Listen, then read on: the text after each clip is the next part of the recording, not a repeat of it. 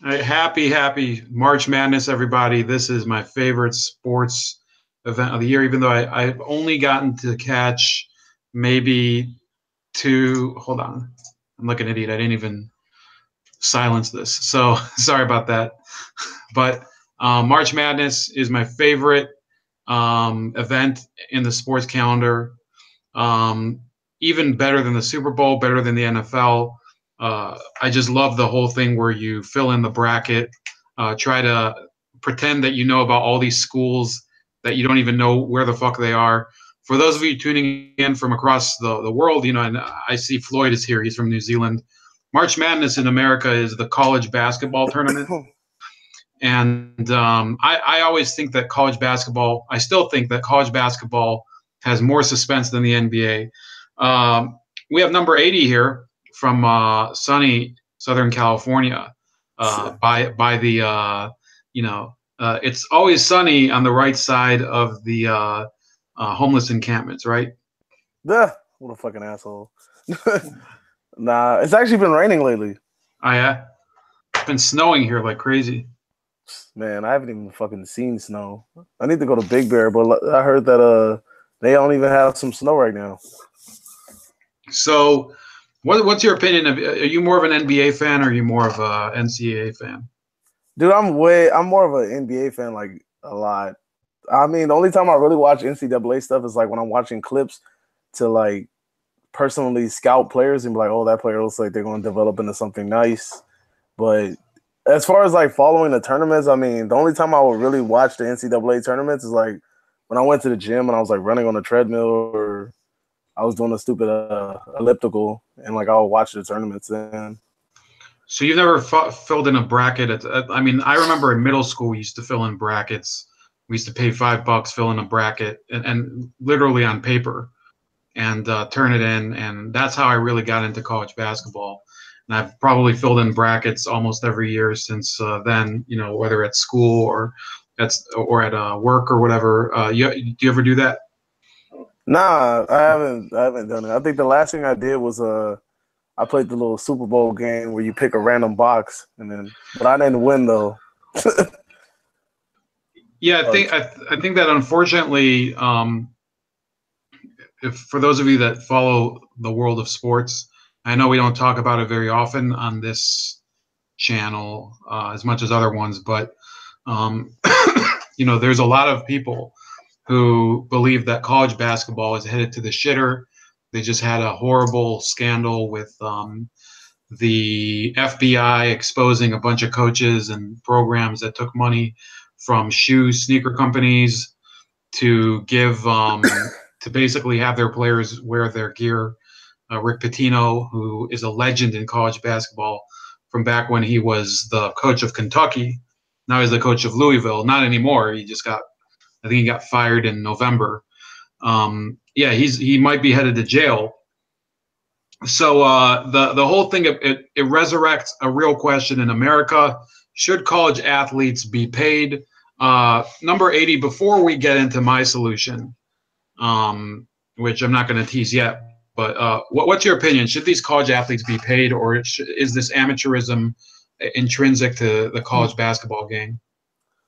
Nah, they definitely should get paid. I mean, if we're paying D League players and G League players, which is essentially the same thing, that's why a lot of these basketball players are actually opting out of going to college and going overseas and playing.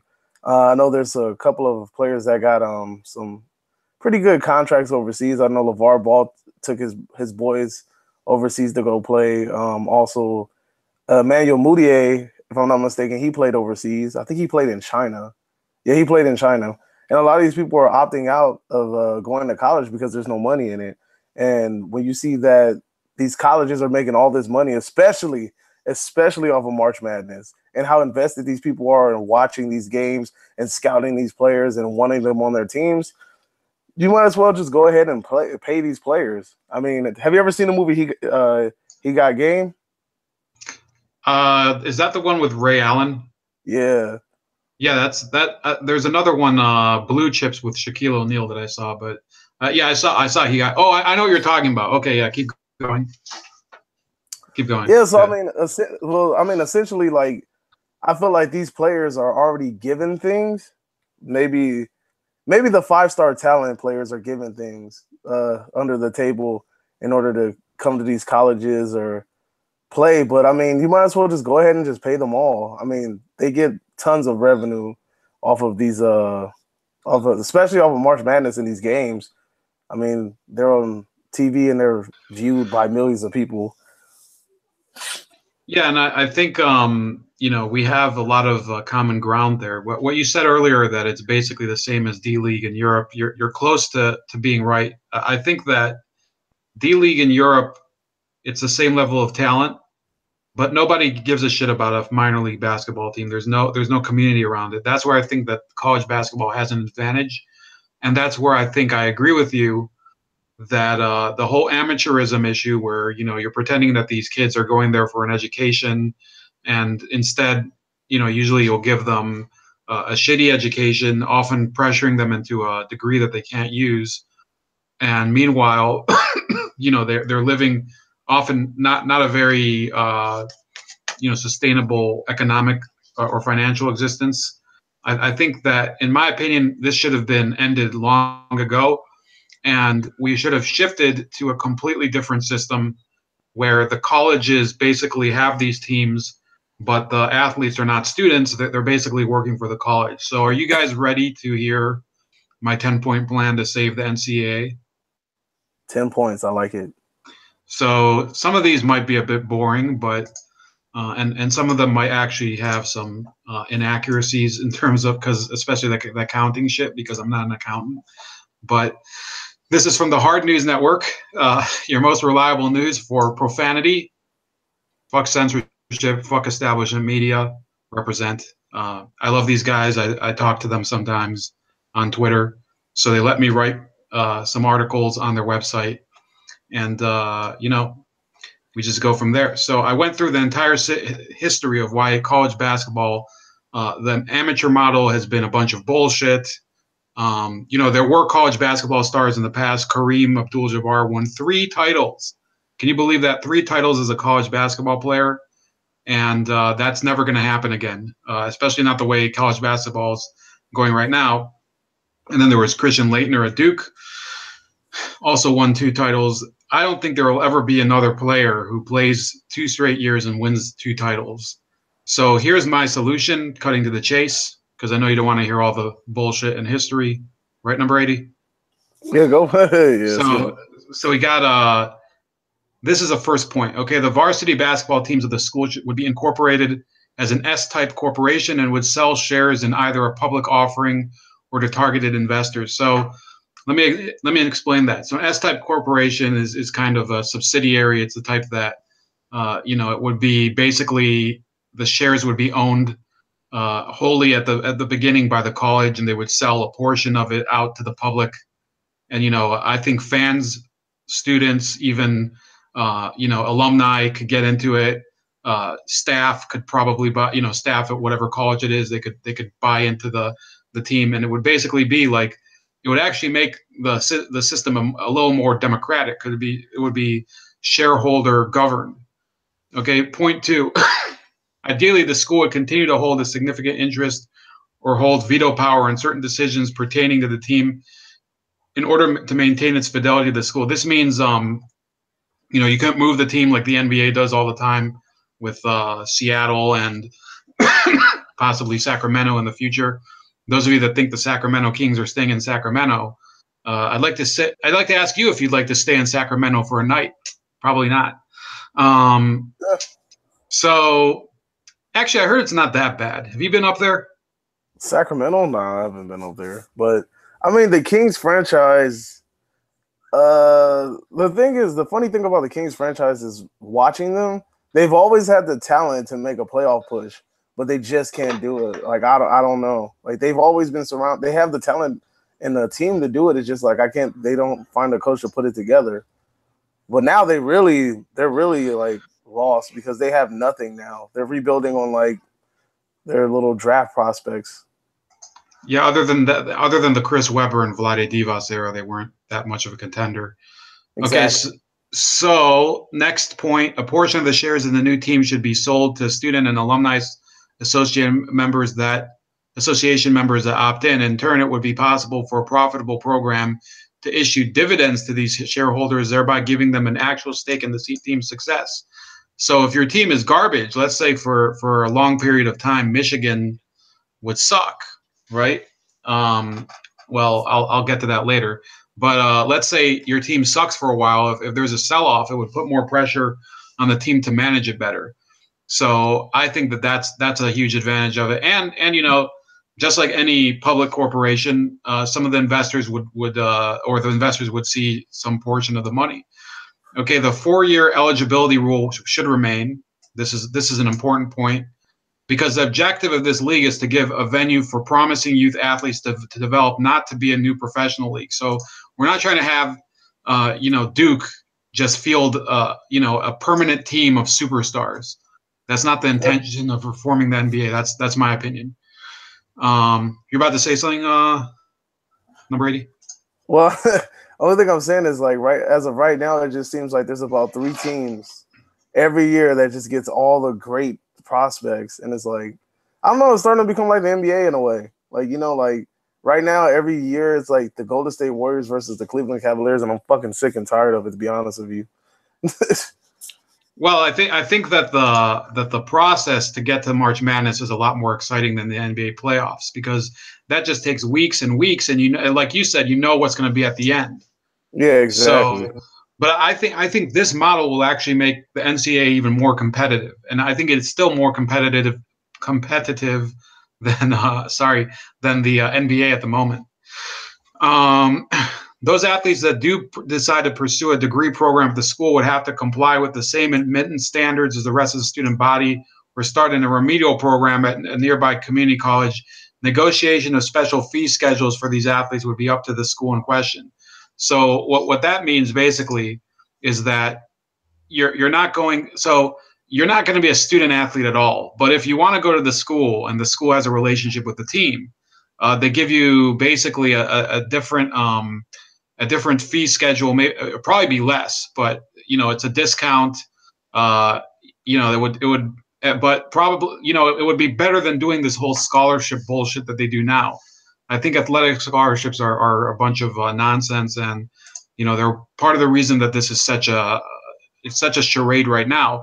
And this way, you wouldn't have all this academic eligibility stuff. It would be entirely, this guy plays basketball for the team, and he happens to go to the school too.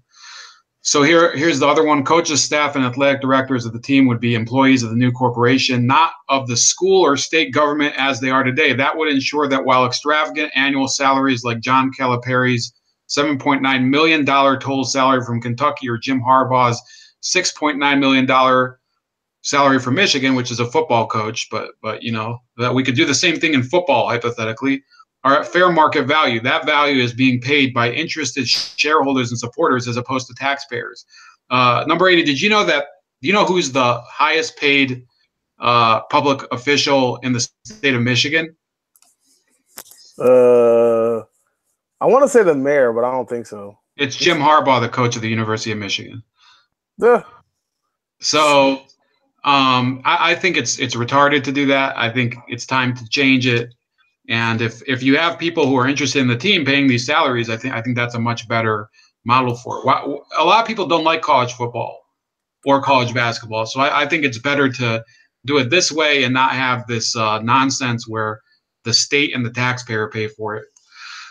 No, I think college basketball and football has a pretty big, like, I think college basketball has a bigger market sometimes than the NBA, like, because I really feel like a lot of people are, especially recently, now that we have like selective teams and the playoff race has become, ever since LeBron James went to the Miami Heat, a lot of people have kind of went away from the NBA and they've kind of started like watching more college basketball because it's unpredictable. Like, you have like different teams making it to the playoffs, and then you have like these, like you have kind of like these dream sequences where a team like fucking what's that Canadian team? Toronto. Yeah, it's a Toronto team, but what's their name though? The Raptors. Gonzaga, right? Isn't that? Oh, they're not from Toronto. They're from Washington State, man.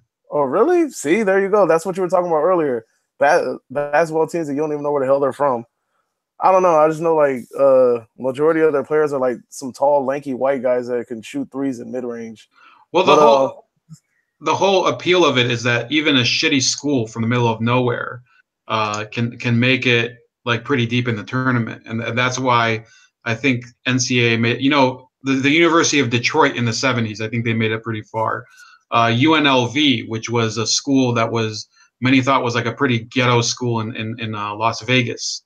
They won a title in I think 1990, and they won it against some pretty like huge programs. So that's the appeal of the NCAA. Villanova a couple years ago, a small Catholic school in Philadelphia, they won a title.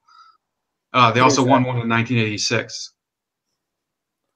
Yeah, definitely. You know what's funny when you said when you were talking about the scholarships? The scholarships are only bullshit unless you're Richard Sherman. Why is that? Didn't he got a degree, right?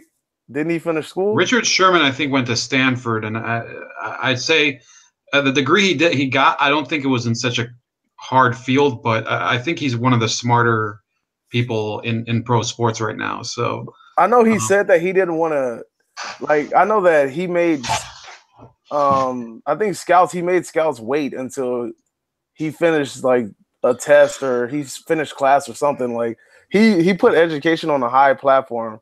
So I think a scholarship for somebody like that with education on a high pedestal in their personal life, I think that scholarship will be beneficial to people like that. But when you have somebody who really doesn't give a shit about their education, like are like a Ben Simmons or all these one and done players like Ben Simmons, who else? I'm trying to think of some other players that are one and done.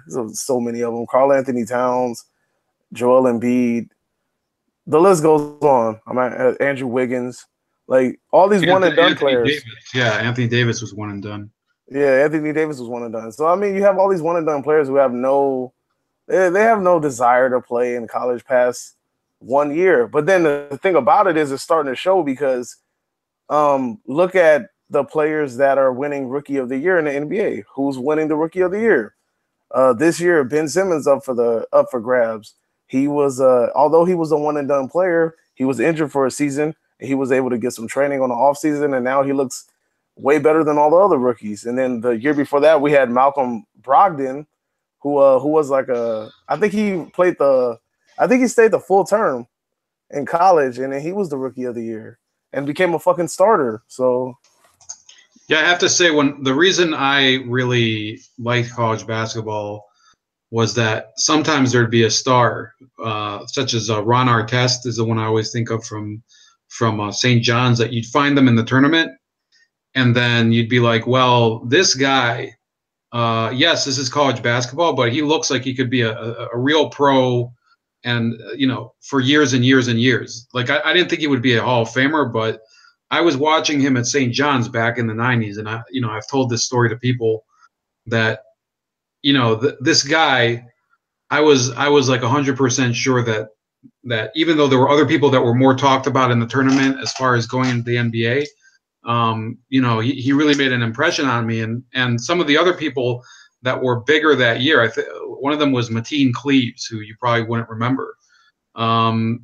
He was a Michigan State star. He won the national title that year, and in the NBA, he was like an average guy. I think he played for the Bucks or whatever. Ron Artest, he became Meta World Peace, right? yeah, and the rest is history.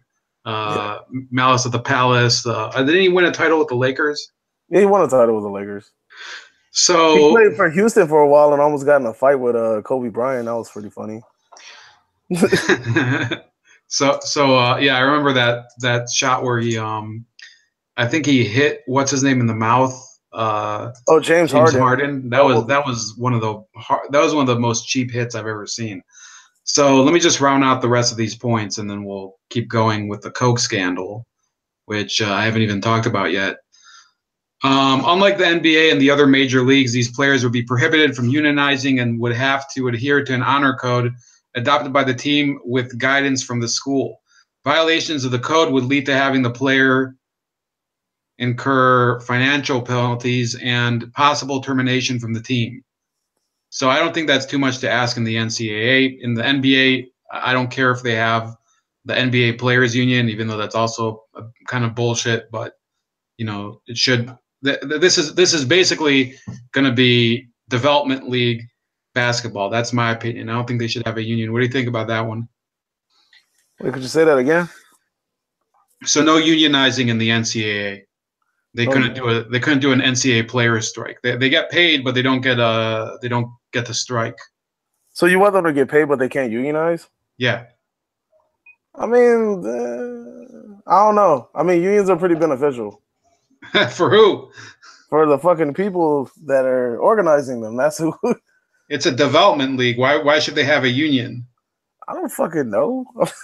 Nah, I'm just playing. Nah, on a serious note, I mean, it really depends. I mean, if it's like one of those things where you can openly and actively negotiate, I guess, terms, then I guess fine. Like if it's like kind of like one of those like, what's the word I'm looking for?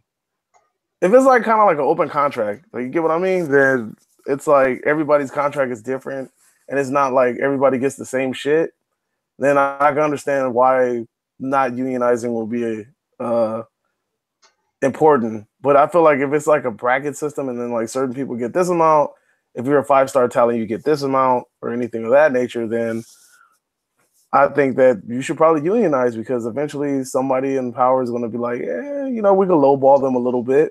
And then no, because I actually do have that as part of it. Okay, so if you think that's a bad idea, here's what I'm saying. Every school would determine what that pay scale would be. So it wouldn't be the NCAA that determines that. So let's say you go to, Georgia, the Georgia Bulldogs, and they offer what do they call it? A McDonald's All-American. They say, well, we'll pay you $95,000 a year. The same guy could go to Arizona State and they'd say, well, no, we'll pay you $115,000 a year as a McDonald's All-American. So it wouldn't be fixed across the NCAA, but it should be fixed by the team. I mean, it sounds fair. I mean, but the NBA has a damn union, so that's the only reason I'm saying like, But the NBA union hasn't made the league more competitive. The idea here is to make it competitive and make the team sustainable. And in the end, it's a compromise because you do want the colleges to be able to earn revenue off of this, but you don't want the whole bullshit of the NCAA investigating them all the time. That's true. I guess I can see your point of view there. So here's the last one. Teams that choose to retain the amateur model would have the option of competing in the NCAA tournament, but would likely decide to form a new division or join Division II. Nevertheless, it is difficult to see why the major NCAA conferences would not urge their members to adopt this or a different semi-pro model. So that's it. That's the 10 points. So I think a lot of the Ivy League schools who don't really make it deep in the tournament anyway, but let's say, Harvard, Yale, Dartmouth, I don't think that they would adopt this. I think that they look at it and they think it's kind of cheap and they don't want to be associated with it. So, I don't think that they'd compete anymore in the NCAA, but they're not that big of a draw anyway. I don't think people are waiting for, the Princeton basketball team in the NCAA tournament, except for maybe some Princeton alumni. But by the way, there was Bill Bradley went to Princeton. He was, he's a Hall of Famer for the Knicks. Jeremy Lin went to Harvard. I was just about to say that. You ruined it. Yeah, so there are people who can continue going to these schools, but I don't see it personally. I don't think that they would be interested in doing this. I could be wrong, but I think you should leave open the option of them continuing with an amateur model and they'd compete at a different level or something. What do you think about that? I can see that happening. I mean, it sounds like a pretty decent, like listening to your 10-step program, No, this is not Alcoholics Anonymous. It's the 10-point razor ray solution. Go ahead. The 10 Commandments. I got you. All right. So no, but I got you. Your 10 points make complete sense. I mean, it would honestly. I feel like it will make it more competitive because you won't have people. Honestly, feel like people will really go into this with more of a motivation and more of a drive because they're throwing all this damn money at you. And basically, if they throw all this money at you, the NBA is going to look at you like, okay, well, this, like, we're going to see what you can do with a big contract. So let's say Ben Simmons goes to wherever fucking school he went to. I can't think of all the top I of think my he went head. to UCLA, didn't he? Or was it USC? Ben Simmons. It probably was UCLA. Did he go to fucking UCLA? I felt like he went to Duke or some shit. I feel like he went to one of the regular teams. Yeah, hold on. I'll look it up. Keep going. Yeah, well, anyway, if you have somebody like Ben Simmons, right, and you put him on a college team, and then you give him like $115,000, right? Went to Louisiana State. Okay, I know he went. He went to one of those teams that's like playoff bound. I know that much. But In the NBA, you mean? No. I'm talking about, you know what I meant. Like, Yeah, it was Louisiana State. Yeah, I looked it up. But yeah. So if Louis State wants to offer him 115,000, the NBA is going to look at him like, all right, let's see. They offer him that big ass contract. Let's see what he does with it. So if he goes through the season, he's a fucking bust, and they're going to be like, all right, well, we know not to throw a huge ass rookie contract at him. You know, so I feel like it gives kind of the NBA the kind of be able to scout like how they react to money, because one thing I've noticed in the NBA too is that players at the end of their contract will ball the fuck out. They will ball out like crazy, and then they get this huge ass contract the next season, and it's like 4-year contract, big extension, and then for the next 3 seasons they're nowhere to be found until that 4th season comes around, and then they're doing the same numbers again. No, this whole thing, the idea behind it is that it's voluntary. A lot of players, for one thing, I don't think that this whole idea that people would have to go to college would start coming back. I think people would still have the option of leaving early or going straight to the NBA, like has been talked about, and like Kobe and Kevin Garnett and LeBron James have done. So that's not. I don't think that's off the table. What this implies is that you would be able to preserve the college basketball teams. They would be able to make the model profitable for the students, for the alumni, for the school, and for the players. And it would be really a market-oriented solution. The NCAA, as it is now, is a police state. Why do you think they need the FBI to look at some of these schools? Like Louisville, there was that horror scandal where they had that guy, what's his name? I think his name was Andre McGee. Was bringing whores and strippers to guys who wanted to come to the school. So why do they have to stoop to that level? He's got game. It's fine, but I'm not saying like on a moral level I care. I guess, but I'm saying that. Oh, you're talking about the movie. Yeah. When Ray Allen had those 2 white women in the fight with the suspenders on their breasts. I think that movie was probably based on some real things that probably happened at a school, and I'm pretty sure. And there was probably people who kept doing it after the movie up until that was caught in 2015. So the objective here is that you wouldn't have this whole system where everything has to be basically in the dark of night and forcing people to live like fighting. What am I trying to say? Fighting in the shadows to recruit kids to college basketball. Why does it have to be that hard? If the school wants a kid, pay him some money. Don't make up this bullshit where they're going to school to become, a geologist or something. It's nonsense. It's they want to play basketball. Pay him some money. The student athlete thing is nonsense. If they want to go to school, they should work out some sort of academic plan, and he'll pay for it. People who have the what's it called, the credentials and the achievement from high school, if they can qualify to get into the school as well, I don't think that there would be a problem with them. A lot of the people who have been going to college as student athletes should not be in a college classroom. They should probably be taking remedial studies, catching up, and it's true. I mean, I have people making fun of Shaq in the chat, which is sad. I think he's done very well for his career, but they're correct. When he was just coming out of college, I think he also went to Louisiana State. He's an amazing talent. You could tell that he was smarter than they're talking about. But in terms of academics, he wasn't an academic guy. He knew how to talk to people. He had personality, and he had a good basketball game. But he was not a college student athlete. He was a basketball player who happened to go to college. Yeah, definitely. So I think we've run this topic into the ground enough, but you can find that article in the description. And if you have any comments on it, please comment in the comments of the article. The next story, I don't know if you heard about this, but the former head honcho of ESPN admitted today that, or he said today that he resigned last year because of cocaine addiction.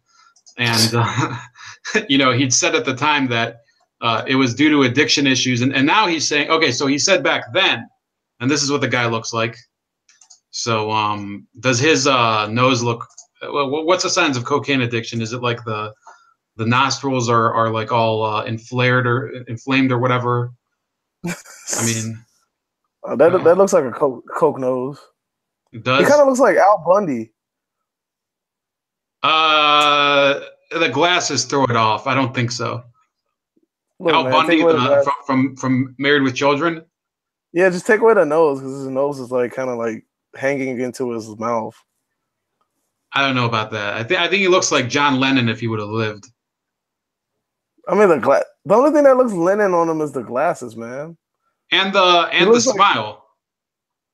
Yeah. Hey, Lennon had some deep ass music, man. Don't disrespect Lennon like that. I'm a George Harrison fan, so. Oh, dude, man, fucking that solo in that one song, classic. While My Guitar Gently Weeps. Yeah, that one too. That's another one. That guy has tons of music. Now you're gonna make me look it up. So ESPN president John Skipper continues to lie about his firing. So let me clarify, number 80, why I pulled up this source and not any other source. The guy who writes for this blog, Outkick the Coverage, his name is Clay Travis. I follow him. I'm a big fan of his. He's a former employee of ESPN. You could probably say at this point he's a disgruntled ex-employee, and he talks all about the dirt that goes on there. And this is going to be some hashtag something here. And I think you know what I'm talking about. So 3 months ago, former ESPN president John Skipper abruptly resigned from the network, citing substance addiction issues. 11 days after that resignation, Skipper was out drinking with ESPN's Dan Le Batard. You've seen his show, right? The one with his dad's always there. It's a weird show. I never got into it. I think it's kind of stupid, to be honest with you. At a popular North Carolina restaurant. When Outkick published those photos, I told you that the real reason Skipper was out was because of issues with women that had arisen in the immediate aftermath of the Boston Globe story on sexual harassment at ESPN. Now, on the morning that the NCAA tournament was set to begin, meaning this was planned to try and limit the amount of attention it would receive, John Skipper decided to tell his side of the story to ESPN's own Boswell, James Andrew Miller. Now, I had to look up the term Boswell because I guess it's a journalistic term. It means kind of a writer that kisses your ass, basically. So. Oh, I thought it was a name. Well, it's named after a guy named Boswell from like I think it was the 18th century, who was a writer who kissed this other writer's ass. Unfortunately, Skipper still isn't being honest, and his answers and explanations make no sense and ring hollow. First, Skipper claims that he was extorted by a drug dealer who threatened to go public about his use of cocaine. Extortion is a crime. If this were true, why didn't Skipper or Disney report this alleged crime to the police? So why didn't they? Let's start with that question. Well, if somebody wants to extort you, who do you go to? I mean, 9 times out of 10, you're supposed to go to the police, unless you're like, I don't know, man. It's weird because like people kind of like handle situations differently. Some people panic and they feel like the information that's probably going to be leaked is detrimental to their image, so they might want to give in to the extortionists. But me personally, I would have went to the damn police, or I don't know, or I would have set this guy up. I don't know. Yeah, that's a surprising answer coming from you, but I just wanted to ask you. What, the police? Yeah. That's funny. You're always talking about the police, man, and how you want to call them. Yeah. Yeah, exactly. They gotta be good for something. Well, yeah, maybe. Well, that's this guy's argument. So, especially if, as Skipper says below, he worried about his family's safety in the wake of the extortion attempt. Yes, I know using cocaine is illegal, but police would much rather catch a drug dealer than bust someone for private drug use. Extortion is a much bigger crime than private drug use. So that's his case for calling the police. I think there's ways to get screwed anyway. I think the police could still screw you if you rat on somebody else. So, I'm not sure I would call the police, but let's say. But in his position, yeah, I would have, if you're the CEO of ESPN, number 80, if I'm the CEO of ESPN and I'm getting extorted, yeah, I would call the police because, I don't think that they would screw me. What do you think about that? Exactly. That's the thing. Like, when you have money and you're like, dude, this person is trying to extort me and trying to plant some lies on me, and they're saying that they're going to do this and this and this, and I think you get away with it. Or like I said, you got money, you can afford to set somebody up and try to flip it on them. I mean, you've seen people flip lies completely and it's like wrestling. All you have to do is get the crowd against the person that's basically telling the truth or whatever. Like, you have to just turn the baby face into a heel in the audience perspective. Yeah, it's actually a very good way of explaining it. That's if you can get the system of justice against your opponent, then yeah, that's a good point. Plus, there are recent examples of people in sports and media going straight to police when they faced extortion attempts and keeping their jobs. Surely Skipper is smart enough to have immediately recalled the stories of Rick Pitino at Louisville and David Letterman at CBS when he faced his own extortion attempt. I think David Letterman was like cheating on his wife or something. So I don't know what happened with Rick Pitino. And both of these individuals kept their jobs despite the extortion attempts because they went to authorities. So let's skip down. They go through some of his answers. And it says, am I safe to assume that your substance addiction was cocaine? So Skipper answers, it would be safe to assume that. So that, they're pretending that it's a new interview, but, how did he guess it was cocaine? So basically, the premise of it is that the interview was basically staged and that the guy who was James Andrew Miller, who was conducting the interview, already knew the answers. So this is journalistic malpractice almost, because it is ESPN. So what the fuck do you expect anyway? They're garbage. Most of their stuff is not even good anymore. They used to have a lot of good shows on ESPN, by the way. I don't think that they have any anymore. Here's another one. Did your cocaine use ever get in the way of your work? Skipper says never. At ESPN, I did not. Hold. Yeah, go ahead. I said it. No, it improved it. Yeah, that's what I would have said. Absolutely. Doesn't cocaine make you stay up all night and do work? Exactly. So this is his answer. He says, never. At ESPN, I did not use at work, nor with anyone at work, or with anyone I did business with. I never allowed it to interfere with my work other than a missed plane and a few canceled morning appointments. I've never been a daily user. My use over the past decades has, in fact, been quite infrequent. I judge that I did a very good job.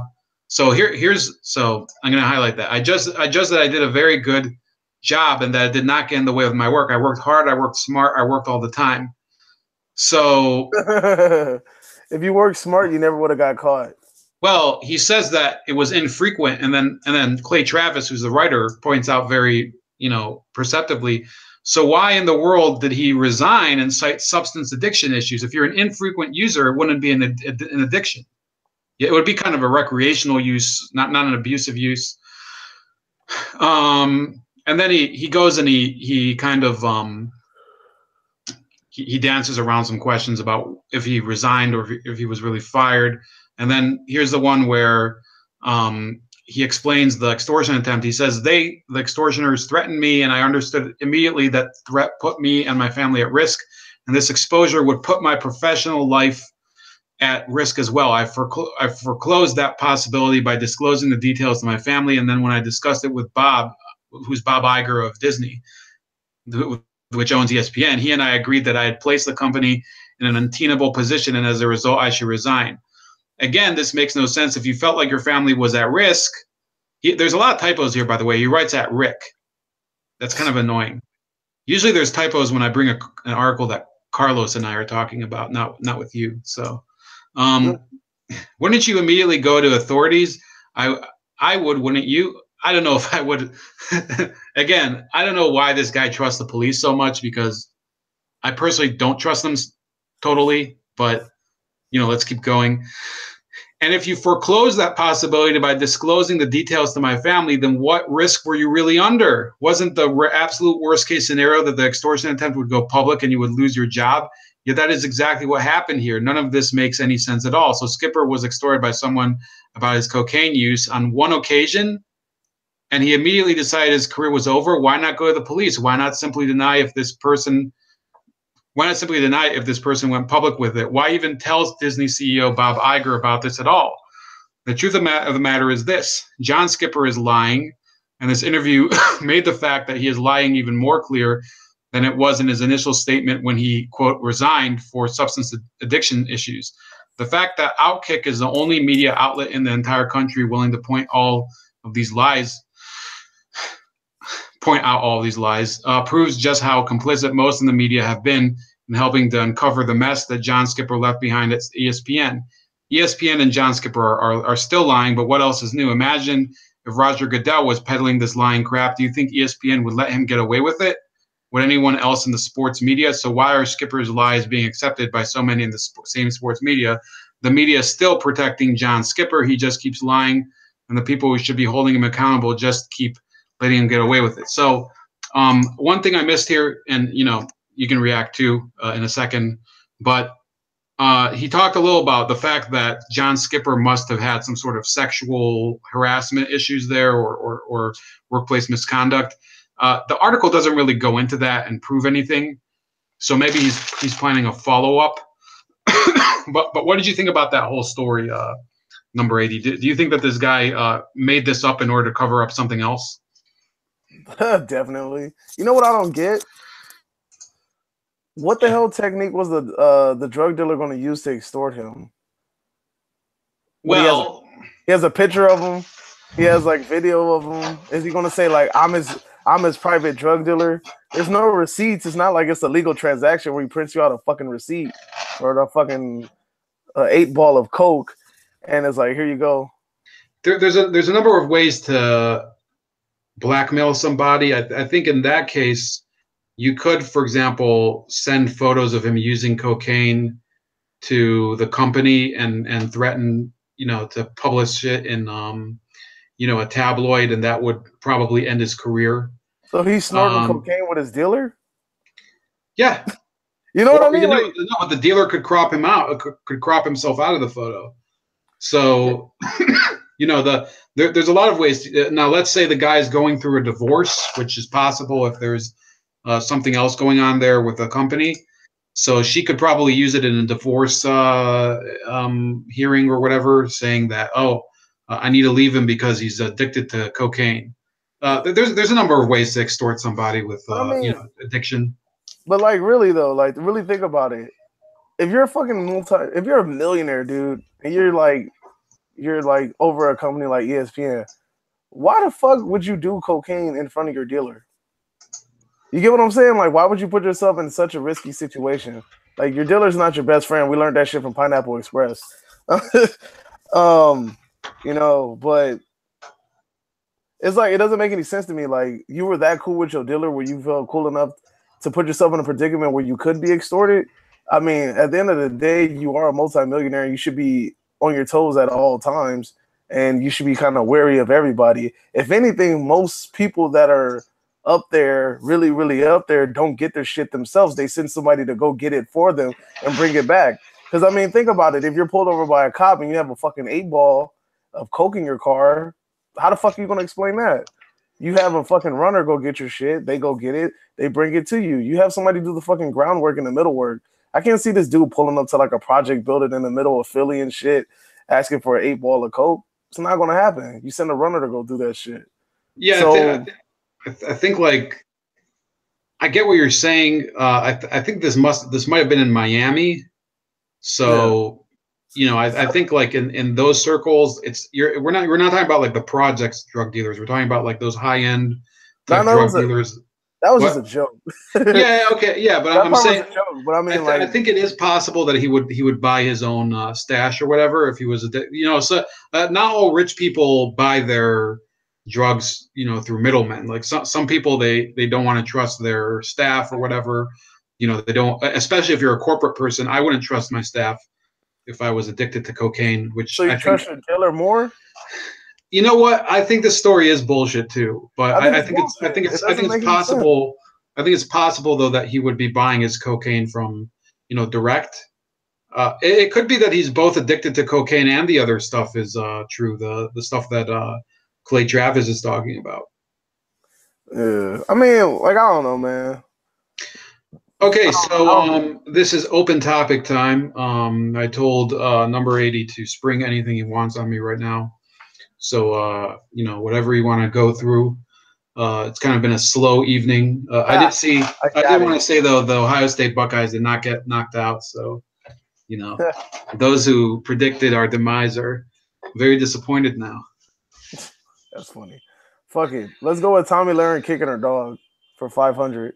Yeah, I actually didn't read the story. I just thought I saw the headline and I was like, what the hell is wrong with this woman? Admitting anything like that in this type of atmosphere right now. That's kind of I think she is a little bit less intelligent than she appears on camera. She's stupid as hell. Like, I mean, come on. I've thought about going to West Hollywood just to troll her ass, but she works in West Hollywood. She frequently does street interviews with people in West Hollywood. So like she'll like randomly go out and ask people questions like, so what do you think about immigration? Or do you think that we need the wall? And then I think like a segment last week she was handing out like Trump hats or some shit and Make America Great Again hats. But the point is, okay, so here's the thing. I read the article like yesterday because my girl's like a really big dog lover. She hates fucking Tommy Lahren. So that just like tipped it over for her. Like she was like, can you believe this shit? But anyway, so she was on like her little Instagram live or something, or she shared a story or something, and she was like saying that she was doing her thing on Fox and Friends in the morning, and I guess her dog was underneath the desk or something, and she was chewing a bone really loud, and she said so she had to kick her dog like 5 times to shut the hell up, or something along the lines of that. And yeah, so everybody was pissed off at her, and they're like coming for her neck. And TMZ asked her about it, and she's like, "I would never hurt my dog, and it was a joke." And but it's like I don't know, Yeah, I'm not really. I don't care because I think that she's not that big of a deal, and I don't understand why she got a TV contract anyway. I think there's a lot of other people who would have been better candidates to be on network TV, and it's because she'll say whatever they need her to say. Well, yeah, yeah, exactly. Yeah, keep going. She proved that shit on The Blaze, dude. Like when she was on The Blaze, she basically showed that she's willing to do anything, say anything to get those views up. And it's like, man, like, and it's crazy because you can tell her scripted side versus her unscripted side. Because there will be times on The Blaze where she's just like, oh, yada yada yada, bullshit. Oh, pro-life. And then she went on that one fucking show, what is it, The View? And then she said that she's pro-choice. And then that got her fired. And then it was like, so basically I noticed that when she's on air, like on a live TV show, she's either really, really quiet or she eventually deviates away from a political standpoint that she has. She did it kind of low-key on the Trevor Noah show. She did it on The View. I think she did it on Bill Maher. She was quiet as shit. Like she wasn't saying anything when she was on Bill Maher. And yeah, those are the only 3 shows I can think of that she popped up on. That I can remember. Well, the whole point where you were saying that she's controllable, I think is a very good point, and that's kind of why I stopped relying. When I used to go to the gym a lot at school, Fox News would be on TV, and I'd be watching. I didn't have a smartphone for a while in school, so I just watched TV at the gym, and O'Reilly would be on, and Hannity would be on. I mean, it's like okay, but then you kind of realize at a certain point that it's corporate news, and Tommy Lauren is the definition of corporate news. Like you said, they feed her what to say. Um, there's a lot of times when I see if a media person or just a YouTube guy, like anybody is trying to be independent, and they know they're kind of breaking with convention. I think when Donald Trump ordered the Syria airstrikes, I saw when that really came to the fore, because the people like Paul Joseph Watson on InfoWars were saying, well, no, this is not why I supported Donald Trump, and I'm not going to support this. Then there were other people who were like, well, you got to do what you got to do. So that I think is the Tommy Lauren attitude, that she'll defend whatever her side says, and that's kind of why I think we see the same thing in her. Yeah, definitely. So yeah. And it's funny because like that's what I get from Kevin Martin. I guess that's why I troll that guy so hard, because he's another person that'll say anything for views. And I mean, I don't know if you caught on to it yet. I know me and you like end up in like random ass conversations on his page, but uh, but that dude will literally say anything for views, and it's like my point of view is this: if you're going to criticize something, at least come to the table with a solution. Don't just bitch about it and be like, "Yo, this is the problem with this. This is the problem with this. This is the problem with this." Okay, then come to the table with a solution. So bring up the example from earlier, if you want. What was the issue here? He was talking about how that every time he wants to talk about race relations, but every time he says it, he has a selective group of people that I'm a part of. I'm a part of that pitcher bunch, if you remember. Mm-hmm. But he says there's a certain group of people that basically that ridicule him and for bringing up the topics. But the thing is, when you take polls on your page and you say things like, "Oh, do you think that all black people fit into the stereotype that they're supposed to, that they generally are supposed to, or no, they don't?" Like, it's like he has really stupid polls. Or that one video that he said where he claimed that some girl and her boyfriend got beat up because they said all lives matter. And that wasn't even the case. It was just some black guy and some white guy fighting. And the guy's girlfriend jumped in and she got hit. And it had nothing to do with political affiliation. It was just a damn street fight. And, he basically kind of started something off of that. And it's like, I remember he also shared this fucking story about supposedly his luggage, his suitcase or something fell apart, and how the black people in the airport were making fun of him. But then some random white stranger took all of his stuff out of his bag and gave him his bag. And it was just weird because it just seems like pandering. Like, does that not sound like pandering to you? Oh, you mean the whole thing or just that?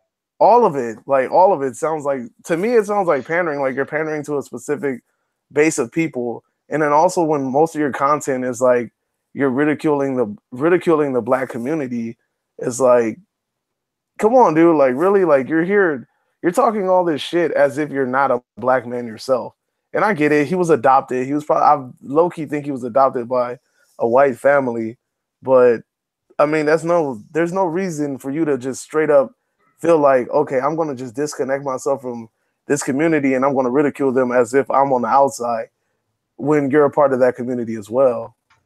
Okay, so in my opinion, and I haven't been trolling Kevin for nearly as long as you have, and I don't really troll him the same way you do. So yeah. I could be missing something, but from what I see from his shares, yes, some of it I think is I wouldn't call it pandering, but he's looking to advance a career in politics based on, being the edgy guy who's willing to talk about stuff that other black people aren't willing to talk about. That's what I think he's doing. He's pandering. That could be. I mean, yeah, it does pander in a certain way to a system of thought that the black community is not responsible for its actions, and that they're very childish and stuff like that. So I get what you're saying with that, but the motivation behind that, and there's a number of black creators that I follow, and in fact I've talked to in the past, especially Anthony Logan, who's, you've probably seen a couple of the videos that I post on his channel. And what's happened is, because of the alphabet soup organizations like the NAACP, and because of BET, and because of magazines like Jet and other black establishment media and Angela Rye, they have created a counter culture, a backlash by people who they don't agree with hip hop culture, and they're black, and they don't agree with, or they might agree with hip hop culture, but they don't have, progressive values. That they might just have adopted conservative values for whatever reason. Maybe they're part of a church. I think this guy could be part of a church.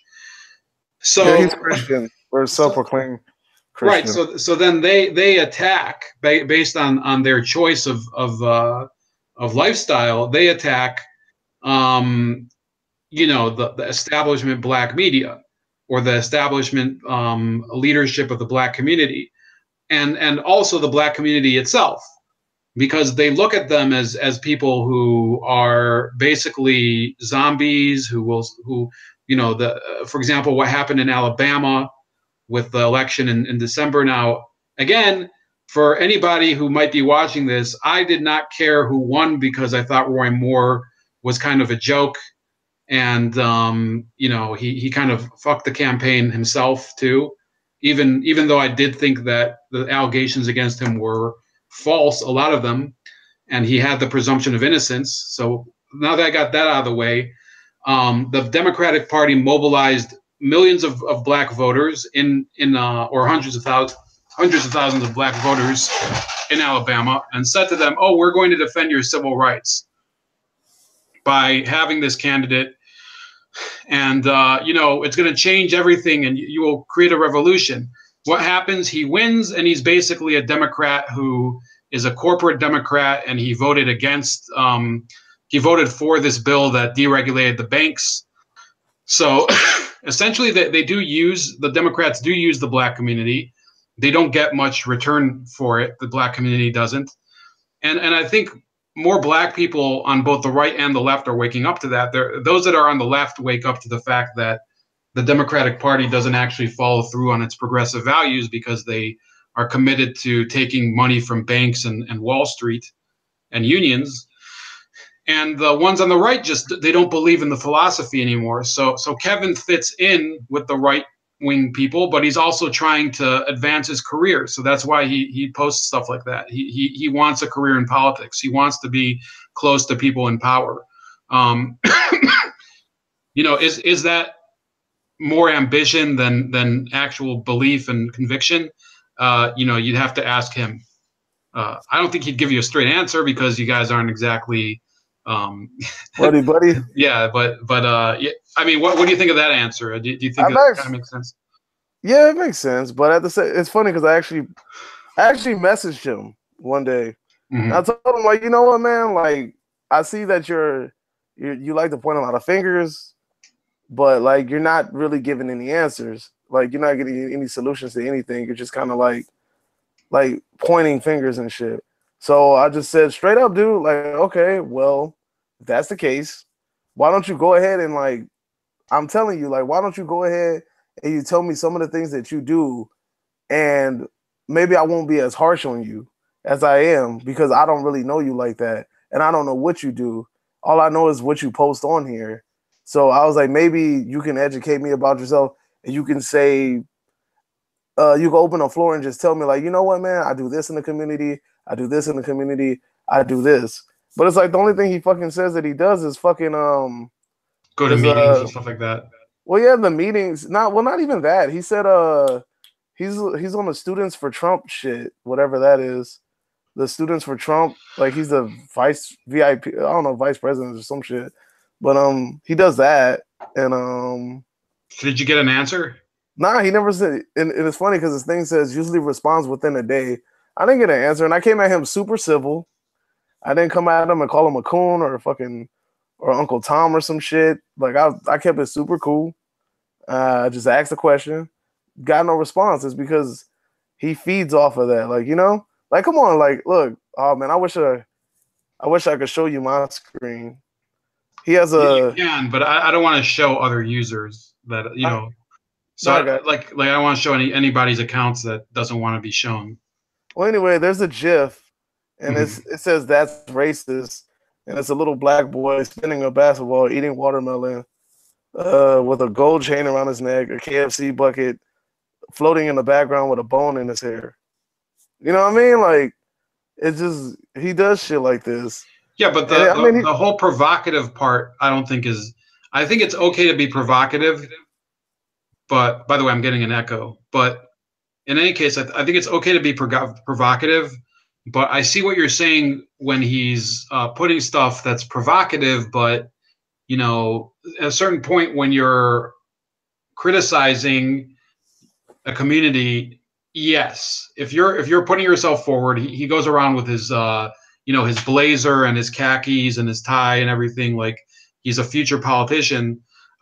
Yes, you can espouse conservative values, but you should still have conservative solutions. That I get people who say to me, you talk a lot of shit, Ramon. How come you never come up with anything? Well, I do have the razor ray plan to save the NCAA, but this week I talked about, the prescription drug issue here in the state.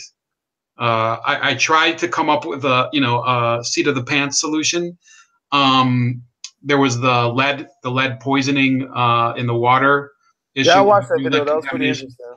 Yeah, so that was Carlos's idea. I tried to like look up some solutions that have been here before, and they're not necessarily conservative in nature, because the solution doesn't necessarily have to fit into one stream of thought. It doesn't have to be because you're a libertarian or because you're a progressive. Not every solution to an issue requires you to be like so waving the flag. I'm a fucking Republican or Democrat, and I don't think he understands that.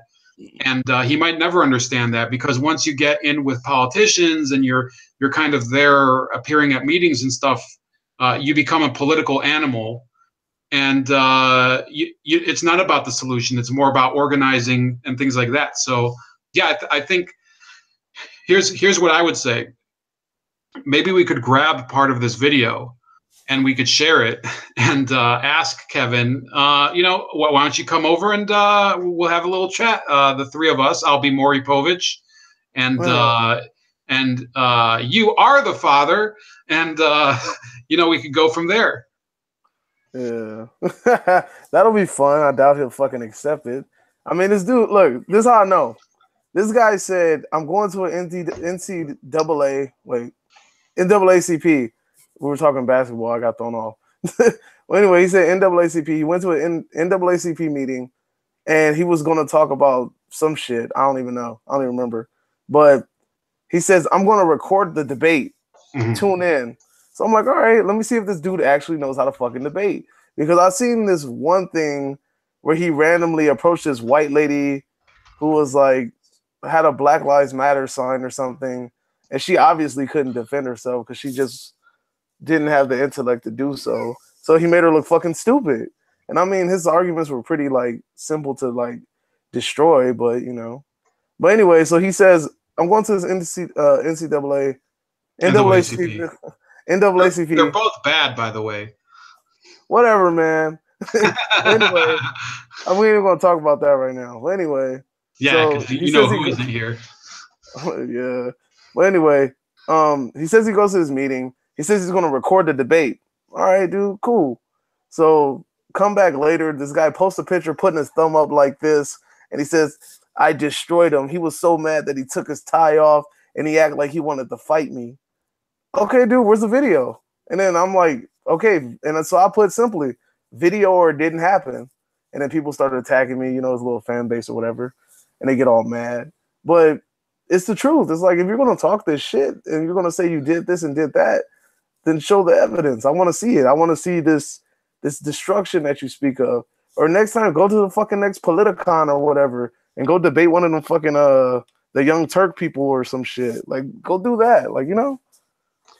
Well, there's a real problem, like you said, where people, they're looking for that show me moment, and I think he's good at doing that for people who are not necessarily sophisticated. And maybe I'm wrong because again, I don't follow him as closely as you do. I think he's really one of these Trump robot people. And again, I'm not an opponent of Donald Trump, but I say that if you have your own mind, you have to criticize him over certain things. Like I've said that, for example, when he hired Rex Tillerson, I'm fine with him firing Rex Tillerson, but when he hired him, he basically gave the State Department to the oil industry. Exactly, but nobody fucking believe me. I said that shit. I'm talking to Trump supporters, and they're like, "You're fucking stupid. You don't even know what you're talking about."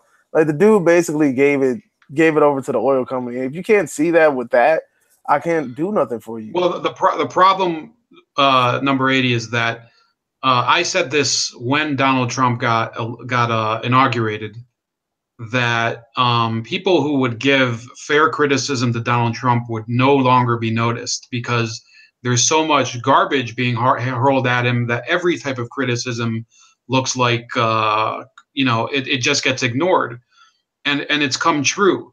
When he nominated Steven Mnuchin to be his Treasury Secretary, I said, no, I mean, why would you trust this guy? You need a sound money guy. You need somebody who will, fight against the weakening of the dollar, bring down the debt. Somebody like Tom Woods, who I don't know if you know who Tom Woods is, but he's a big economist, a libertarian. To a lot of these Trump people, Trump followers, anything you say is like you're attacking him personally. I said, no, I said, if his decisions don't make sense to me, then I'm not going to pretend that he's my God or something. He's a person just like you and me, and he's not going to be president at some point. He's not going to be president forever. At a certain point, he's going to leave office or die or something. What are you going to say then? Are you just going to say whatever Mike Pence says is the word of God, or whoever is the next Republican nominee? And some of these people really, they really, really are too committed to the party. And it goes without saying the same thing is true of the Democratic Party. There's a lot of people who think that that this Kamala Harris is fantastic or something, or Elizabeth Warren. I was arguing with a lawyer. I thought you said you would vote for Elizabeth Warren, or was that somebody else? That had to be somebody else, man. There's no friggin' way. Who was the other candidate that you said you would have voted for if it wasn't Trump? Rand Paul. Oh, okay. Never mind. I could have sworn it. I guess not. So Elizabeth Warren, she's had that whole Indian controversy going on, and this week, by the way, she said that, I can't prove that I have any Indian heritage, but I'm not going to take a DNA test because I still want to hold on to the family legend that my mom eloped with my dad, and they got married against the family's wishes, but all the evidence points against it. And people are saying, well, if you criticize that, you're bullying Elizabeth Warren. That's not bullying. It's somebody, she misled people about her past. She won't do anything to substantiate it. She's clinging to a lie. And people now know that she spent her entire career basically, maybe she's a nice person, but this is an issue of dishonesty and of misrepresenting yourself. And she's supposed to be I represent consumer rights and stuff like that. And by the way, Elizabeth Warren, she did stab Bernie Sanders in the back, and I'm not a Bernie Sanders fan, but she endorsed Hillary Clinton, the candidate of Wall Street. So in the primary. So, frankly, I think that there's plenty of people in both parties that simply say, well, I'm just going to support the leadership no matter what happens. And the fault of that is, look, check this out. And this is the example I use all the time. What's what's Los Angeles really known for? Like, what's something bad that's associated with Los Angeles? Tranny hookers. Nah, man, that's like fucking. That's like Detroit or something. That's New Jersey. Oh, really? Oh, Yeah. well. I was about to say like Bangkok or something, but Yeah. no. What's something bad that Los Angeles has been associated with for like Skid Row. since the '90s? They made a bunch of movies about it. Gang violence. Gang violence. All right. So basically, when I hear people arguing their fucking sides, oh fucking liberals this and oh conservatives this and libtards and cuck-servatives, and it's like you guys are just a bunch of fucking gangs, man. Like I literally was raised around it, and I know gangs when I see it. They identify themselves with a color. They all are under a branch or a name. They have sub factions, and on top of that, they have disses for each other. That's a fucking gang. So when I hear these two sides arguing with each other, I feel like it's dumb. I'm like, dude, this is fucking stupid. Like, you guys need to understand that the facts are not going to always align straight with one side and not with the other. Like, not all facts on this side are going to align with this ideology, and not all the facts are going to align with this ideology. Like, I might think a lot of things that I might think and say might be considered very liberal, but then there are some things that are conservative about me. Like, I feel like you shouldn't ban rifles or you shouldn't ban guns, but I know that we do need some type of gun control that doesn't necessarily mean like, oh, take guns away. But I think that we should have more rigorous background checks. I also think that we should have mental evaluations, and I think that it should be maybe like a frequent thing. It shouldn't just be like, like one time every 10 years is good, because if you know anything about mental health fluctuates, and also a lot of onsets come by triggers. So maybe you're doing fine in your life and you have a family history of schizophrenia, and all of a sudden you hit a hard economic hardship that triggers your schizophrenia. What is it called? Epigenetics. So, like, I mean, I think that you should get frequent mental Okay, evaluations if you want to own a weapon. so question about that. Do the Bill of Rights apply to the mentally ill? Yes. So the problem with that, and I think it is a problem, because I think obviously not everybody should own a gun, but therefore the Second Amendment does apply to even the mentally ill. I think that the best way to address that is if somebody has a history of physical violence against others, then you confiscate the weapons, because that they've already violated the civil rights of other people. If they've been cited for abusing somebody, or having a violent psychotic episode which might be triggered by a mental issue. So that becomes a criminal issue, and yes, then you would lose your Second Amendment rights, just like you lose other rights that you're entitled to, because if you're a violent offender, it shows that you may not be able to comply with the rules and behaviors of our constitutional society. But to say that somebody with a mental illness, as violent as it may be, that does not have a recorded episode, I think that does run into the Bill of Rights, and that's where I think that gray area starts to make it difficult to really write a law that would address that.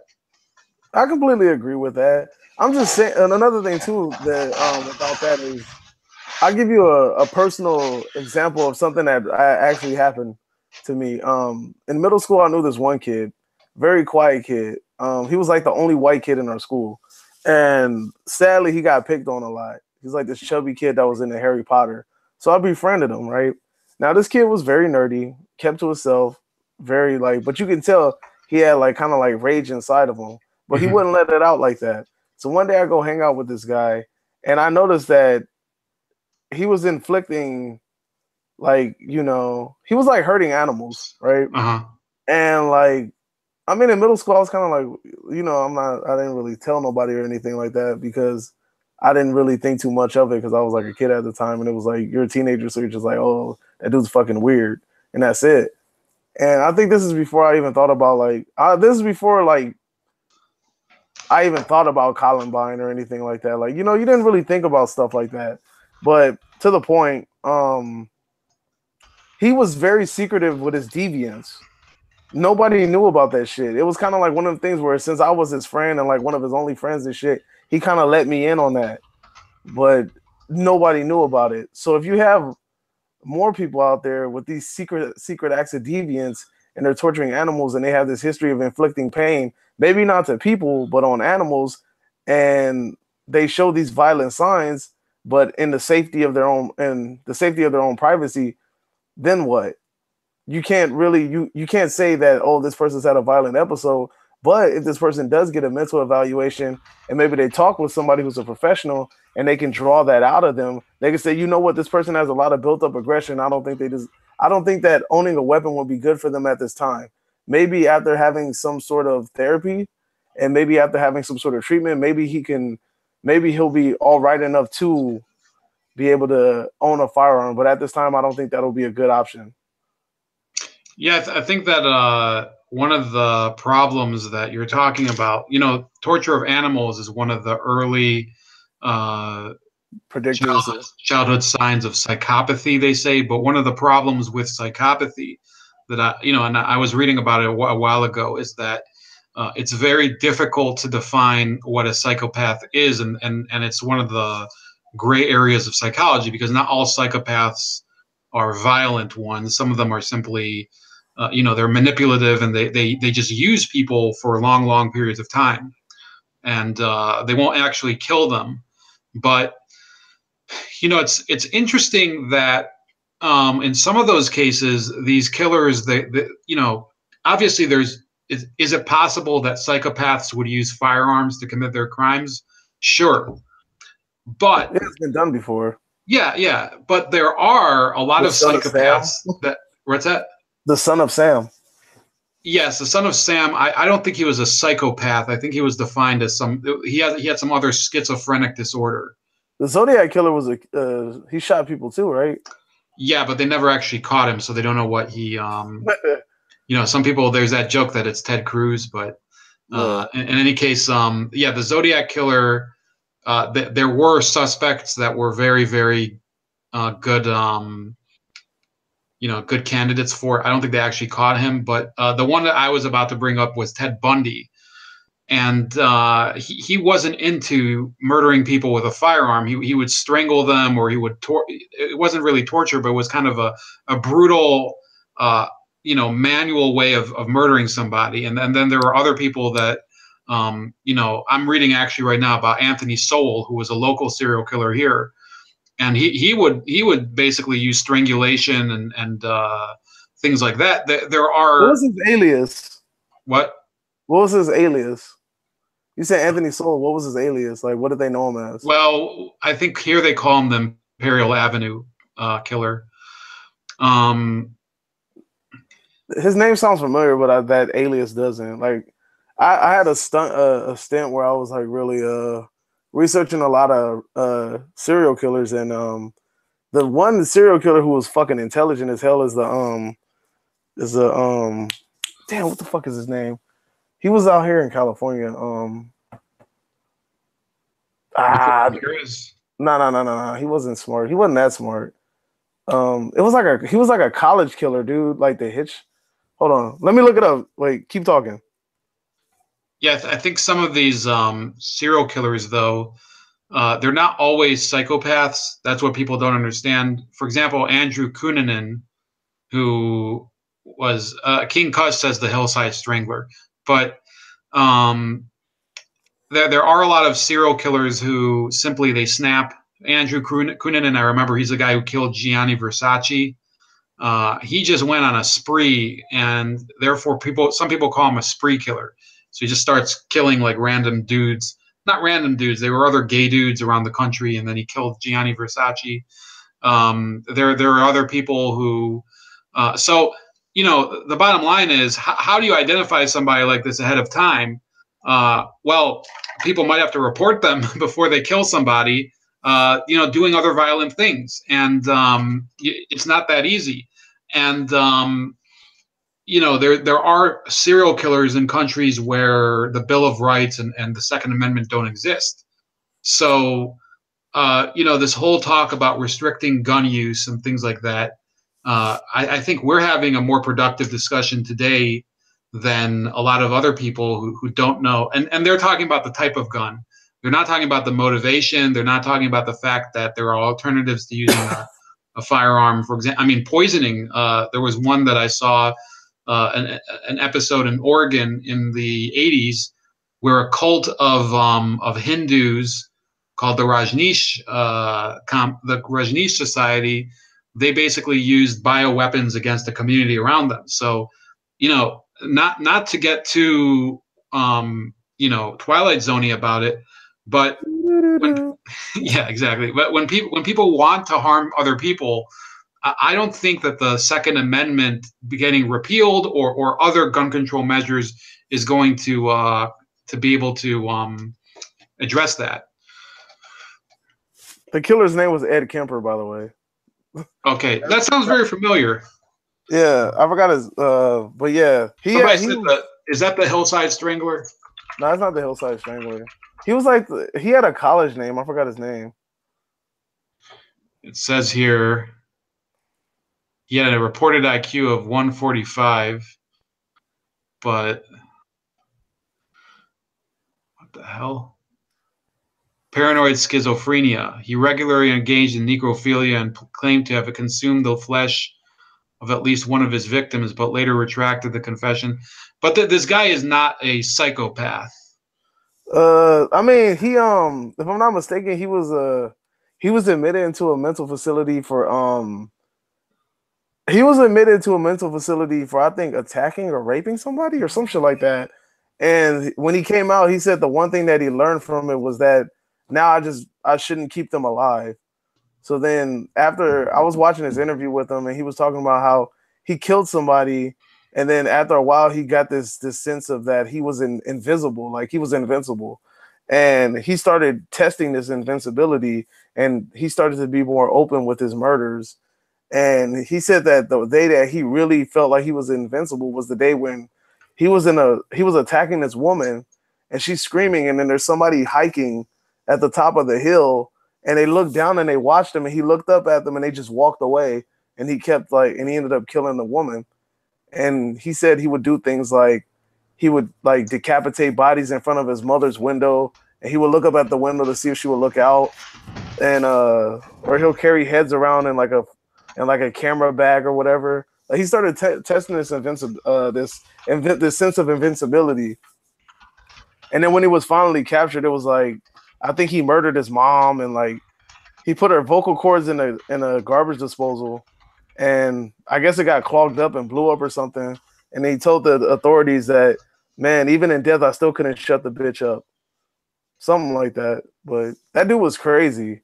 Like, just listening to his interview was crazy, but the dude was like, he was intelligent as hell, like IQ wise. Right. And that's why I think a lot of these people, they may be ticking time bombs or whatever, but, maybe for some cases it's easier to detect them earlier. The case I thought was very fascinating, and there are two cases that are related, were these murderers that work for the mafia. The mafia in the Iceman. Yeah, the Iceman, exactly. And I watched those tapes. And you can tell this guy doesn't care. I killed this guy. Yeah, I killed him. Whatever. I wanted his money and I took it, and I killed him, and whatever. That was his attitude towards his crimes.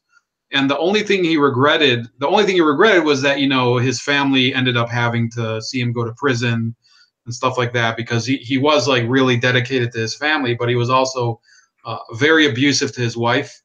And he would beat her and stuff like that. And the other example, which maybe you remember from the story, was the guy who we worked for, Roy DeMeo, who ended up getting murdered himself and stuffed in a car trunk in Canarsie, in Brooklyn. So that guy also was a pretty ruthless guy. He would just hunt people down and chop them up above a pizza parlor and eat pizza while he would chop them up, with his buddies and whatever. And it's probable that the people that worked for him, the guys who were, chopping up bodies with him, were the ones who ended up killing him. So, these were people. It's strange how people like that, they find each other. Maybe it's a cultural issue. How do you really think? I mean, think about, how do you find 2 to 3 people? I think it was a group of 5 people who were all into this stuff. It's not very common. I mean, it's weird because you tend to sometimes you'd be surprised at the people that you attract. I mean, I don't know if you ever heard the idea that damaged people attract other damaged people. Have you ever heard of that? Yeah. So, I mean, I think that that's the case, man. Like, I've met a lot of people that tend to have similar backgrounds to myself, and it's just weird how you meet and you click with them, and then you find out, like, damn, this person is a lot like me. Like, that's kind of crazy, or like even with other friends that I have, that they'll randomly meet somebody and then they have so much in common with this person. And it's like they attract people that are like themselves. So I think, and then another thing too is that what we learn, especially with like the juvenile justice system, is that once you get locked up or you get pulled over or you get caught by cops or whatever like that, and you get thrown in any kind of detention center, who are you around? Other criminals. So eventually you're going to click up with people that are just like you, and they're going to actually enhance your deviance. So, I mean, there's plenty of outlets where these people possibly could have met. And I mean, if you could convince somebody that the only way that you're going to achieve power and gain that power is through fear, and in the way that the greatest way to get that fear and the quickest way to do it is by murdering people and making examples out of them, I think that's when you're going to have people like, oh, okay, well, that's the quickest route to power. Let's do this then. And you're going to throw all your morals away just to achieve that power. Yeah, I think in the cases that I was talking about with Roy DeMeo and Richard Kuklinski, who was the Iceman that we were talking about, it was both the power and the greed and eventually the paranoia that made them murder so many people. They were working with other people who were just as ruthless and had less, if you're working with a number of people who you think you can trust and they have a good, and maybe the culture is, you see some level of ethics there, then I don't think you'd have people killing each other, criminals killing other criminals. And that's kind of why you do need some laws in society. Even me, as somebody, I believe in very limited government. I don't know if you would call me a libertarian, but I'm on, towards that side. But if people are murdering each other for money, and then basically you do end up having anarchy. That's what happened. That's what tore the mob apart in the 80s. People would just kill each other for money and gigs and stuff like that, and rackets, and that's how the FBI was able to easily just destroy them, because there was so much evidence of these murders that you get a couple people that infiltrate the organization and a couple people that will rat them out, and people are so paranoid of the other people in the mob that it's relatively better to go to the government and rat out other people, because what do you stand for anymore? What does it mean to still be a member of the mob? In those days, it means that eventually you're going to be one of the people shot, because all of the supposed values, if there ever were any in the mafia, are falling apart. I don't know if that kind of jibes with street gangs around the country, but I think eventually a lot of these gang members, when they get mature and they go to jail a few times, they might, say, well, I need to adjust my life, do something else. And other people, they can't adjust to anything else, and they just keep doing it. Something. It's funny that you were talking about gangs and mobs. So I was reading, because I had this class about it. So I've been reading a lot about gangs in the United States, and they brought up a really interesting topic. There was gangs of every ethnicity in the United States, and they were saying that a lot of these gangs were given resources, and when those gangs, well, resources were given to certain groups of people who just so happen to be a part of gangs, and that allowed them to eventually deviate away from the gangs, and the gangs aged out, and that's why they're non-existent anymore. And then they're saying that the reason that a lot of the gangs that are still persistent in the neighborhoods now are because these neighborhoods lack resources, and they're not allowing these gangs to age out. And they were saying that how the Chrysler organization, how they were hiring a lot of gang members in certain areas to work for the company in order to prevent blacks in the neighborhood from gaining employment. And it's actually also interesting too. I didn't know that Henry Ford wrote a fucking anti-Semitic book called fucking The International Jew. Did you know that? Well, he didn't write the book. What he did was he took the Protocols of the Elders of Zion and he republished it in English under his under a new edition or something, and he had it actually distributed.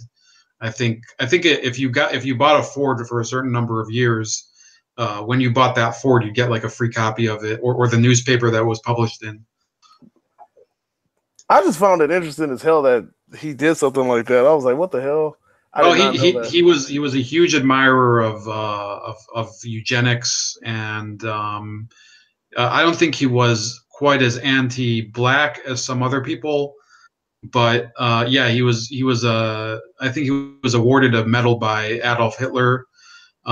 He was I think he was pretty old by then, but he was in favor of good relations with Germany, and yeah, what you're saying was like a pretty famous episode in his life, and you know he actually got offended when some local Detroit Jewish leaders said, "Well, what the hell are you doing? I mean, we know you and you know us.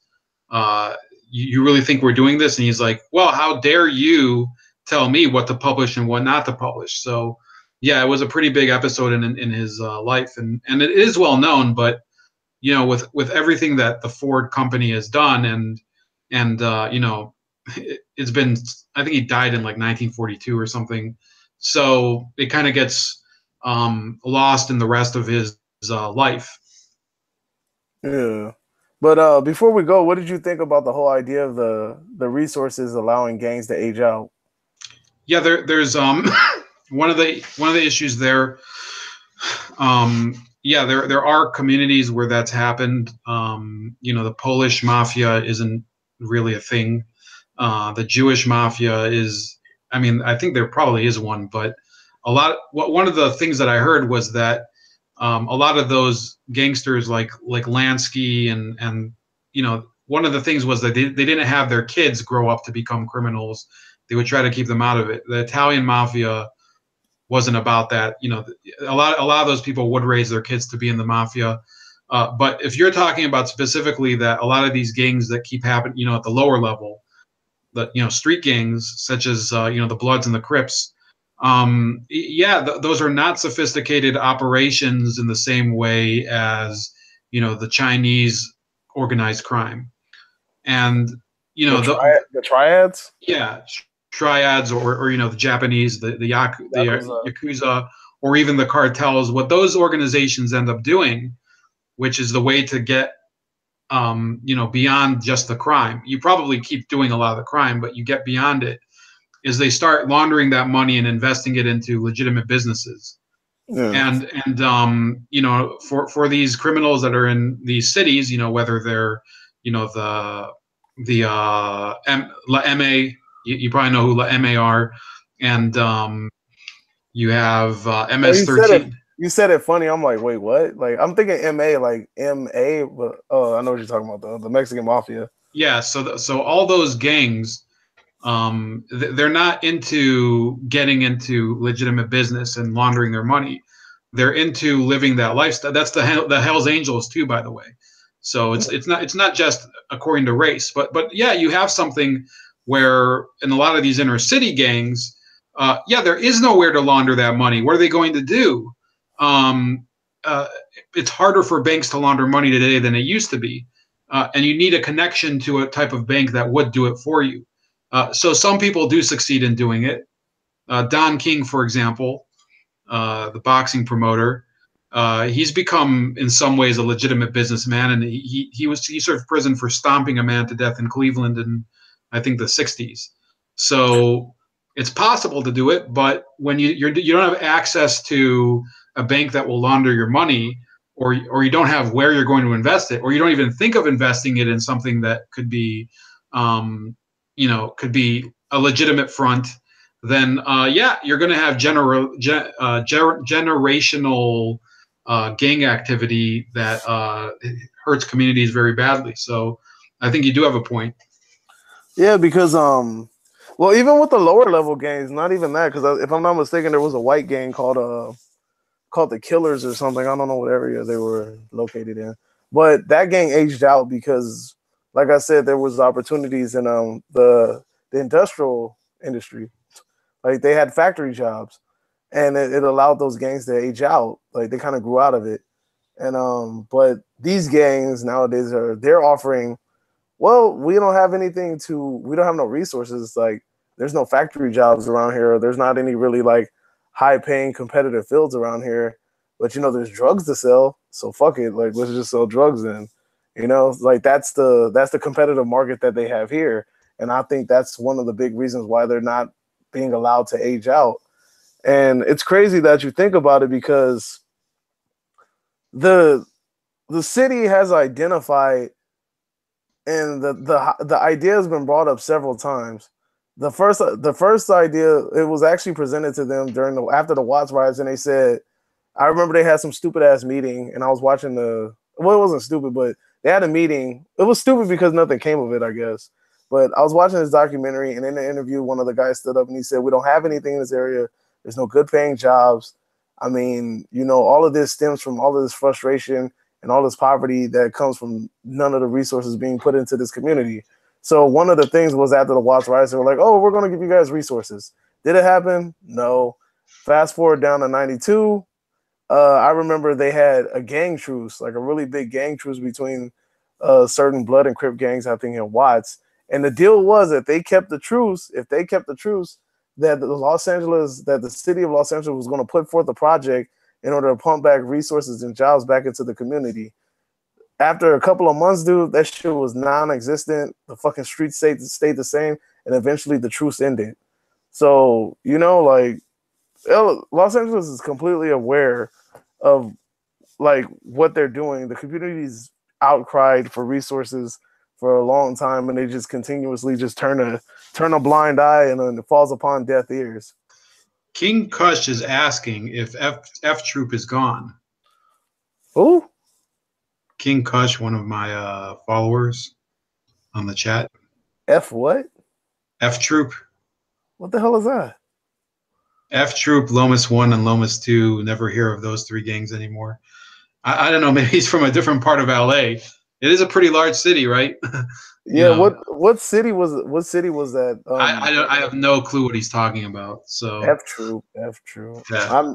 Over here in my area, we have oh crap! Did I press the wrong button? Whatever. So we have a gang called the Heartless Felons. They're literally called the Heartless Felons. Oh, it's this TV show about American Indians. No, but I think there was a gang named after that TV show. So I don't know, the Heartless Felons. But you guys have Bone Thugs and Harmony, man. You're good. So yeah, but that's not a gang. But I know what you mean. Yeah, I actually listened to them a couple times. I like that. They're pretty good. He says that was the gang in Monterey Park near UCLA in the 70s. Nah, I don't think they're around. They're probably defunct. So we talked about a lot of things today about fixing the NCAA with my plan.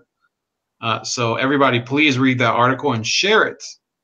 Your 10-point Panther plan. That I guess I call it the Razor Ray plan to save the NCAA. But if by making it sound militant, you can get the players to buy into capitalism, I'm all for it.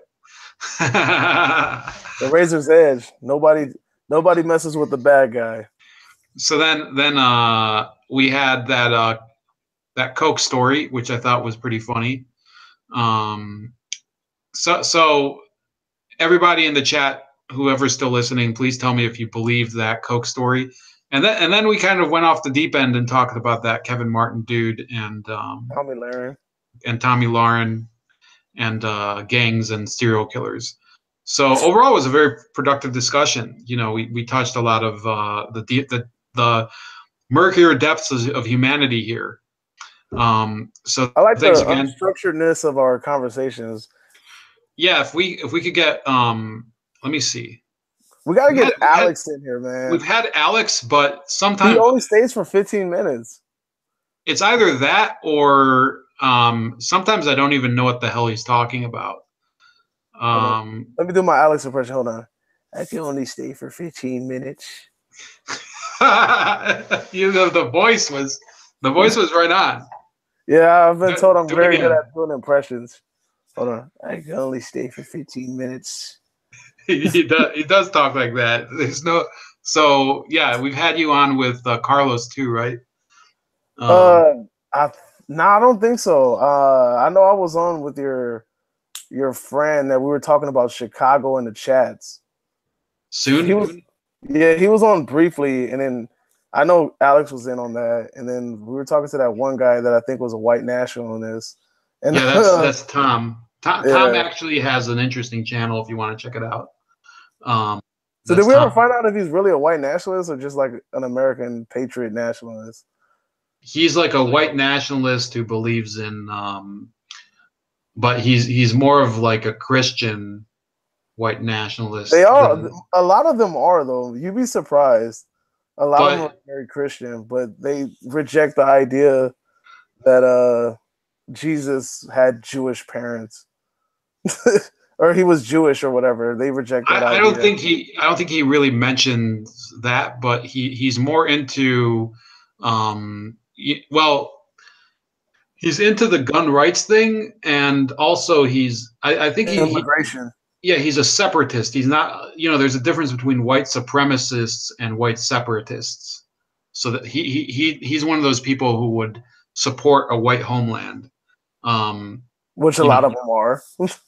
Right, but I think we could do a different stream on that sometime with somebody, including him. He's fairly open, I think, to doing topics like that, where a lot of people, now that South Africa is trying to kick out all the white people and become a black homeland, I guess their idea is taking off.